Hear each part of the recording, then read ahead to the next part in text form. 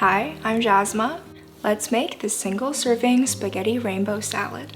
On this episode of Recipes for One, where I share recipes for one person, we're making this colorful and refreshing one-bowl meal that is easily prepared in advance, so you never skimp on the nutrients even when you're cooking only for yourself, and can easily whip up a well-balanced meal without having to think too much about it.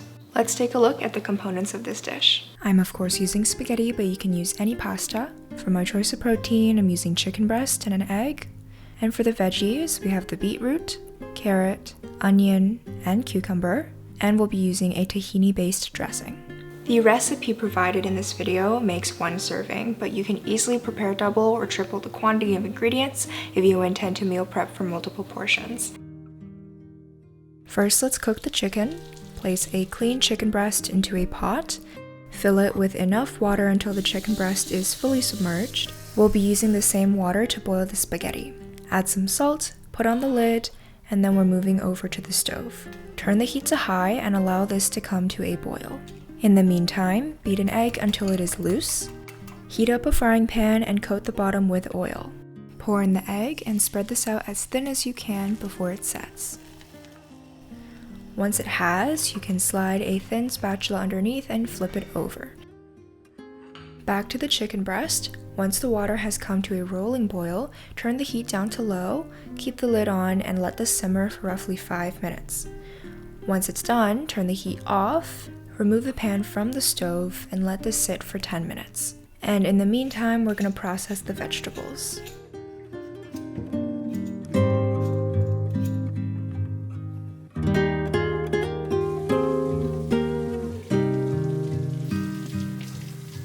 To shred the vegetables, I'm using a julienne vegetable peeler, which allows you to create really long strips of the carrot and cucumber. You can also just use a regular box grater or even cut this up by hand if you have the patience for it.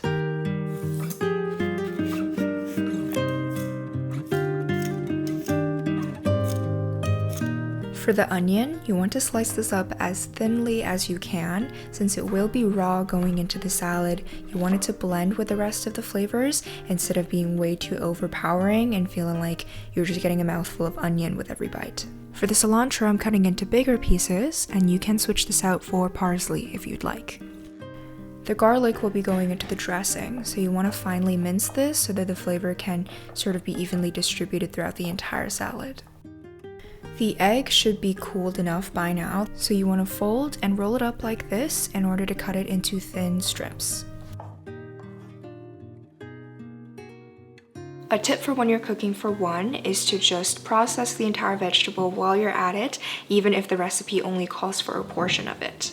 It's a lot easier to store already processed vegetables rather than just having a bunch of random onion halves and a third of a cucumber lying around in your fridge. It'll also be more convenient to incorporate these leftover veggies into other recipes since they're ready to be used. Back to the chicken breast, which should be fully cooked at this point. You want to take it out of the pot so that we can use the same water to cook our spaghetti. Put the lid back on the pot, let this water come to a rolling boil, then drop in your spaghetti.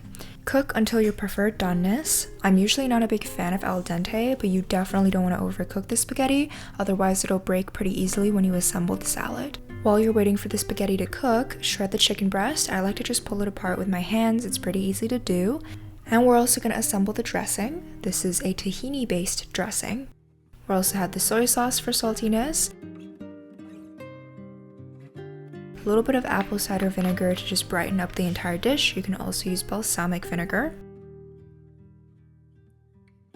Some sesame oil, a little bit of freshly cracked black pepper, and the minced garlic from earlier. Mix this together until it is smooth, and I like to add a little water to thin it out at the end, just so it's easier to mix with the rest of the ingredients. And at this point, your spaghetti should be cooked, so take it out from the pot and drain away the excess water.